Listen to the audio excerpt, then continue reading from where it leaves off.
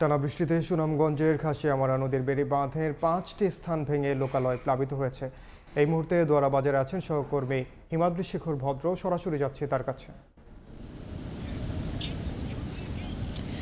আমি আছি সুনামগঞ্জের দোয়ারাবাজার উপজেলার সুরমা নদীর তীরবর্তী একটি এলাকায়। এখানে আপনারা দেখতে পাচ্ছেন যে সুরমা নদী এবং হাওর মিলেমিশে একাকার হয়ে গেছে এবং পুরো সুরমার উচ্চতা এবং হাওরের পানির লেভেল এক হয়ে গেছে। আপনারা যদি দেখেন এখানে এই সুরমার নদীর পানি এখন প্রবল স্রোতের সাথে প্রবাহিত হচ্ছে এবং সুরমা নদী ক্রমশ ভয়ানক আকার ধারণ করছে। আজকে আমি কথা বলেছিলাম পানি উন্নয়ন বোর্ডের সাথে, তারা জানিয়েছে যে তাদের 6টি পয়েন্টে পানি বৃদ্ধি অব্যাহত রয়েছে এবং সুনামগঞ্জে সুরমা নদীর পানি বিপদসীমা 2 সেন্টিমিটার এবং ছাতকেও প্রায় 20 সেন্টিমিটার উপর দিয়ে প্রবাহিত হচ্ছে। আমরা কথা বলেছিলাম এখানকার লোকজনের সাথে, তারা জানিয়েছেন যে গেল কয়েকদিন যাবৎ টানা বৃষ্টি এবং উজানে ভারী বর্ষণের ফলে অস্বাভাবিকভাবে এই সমস্ত এলাকার পানি প্রবাহ বৃদ্ধি পেয়েছে এবং নদ নদীর পানি প্রবাহ বৃদ্ধি পেয়েছে।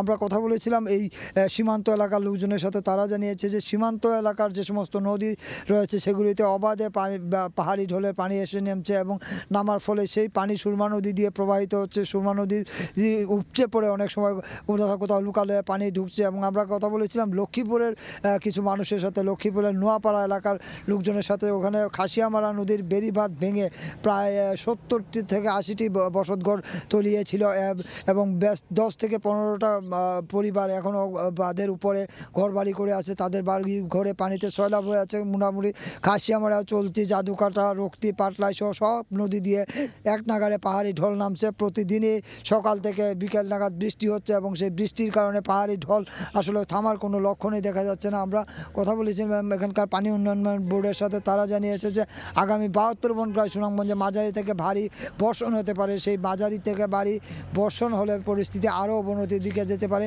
আমরা কথা বলেছিলাম আবহাওয়া অধিদপ্তরের সাথে, তারা জানিয়েছে যে আগামী 3 দিনের মধ্যে এই পরিস্থিতির উন্নতি হওয়ার কোনো সম্ভাবনা নেই। তো এই ছিল সুনামগঞ্জের দোয়ারা বাজার থেকে পাহাড়ি ঢলের সবশেষ খবর। সরাসরি যুক্ত ছিলাম সুনামগঞ্জে।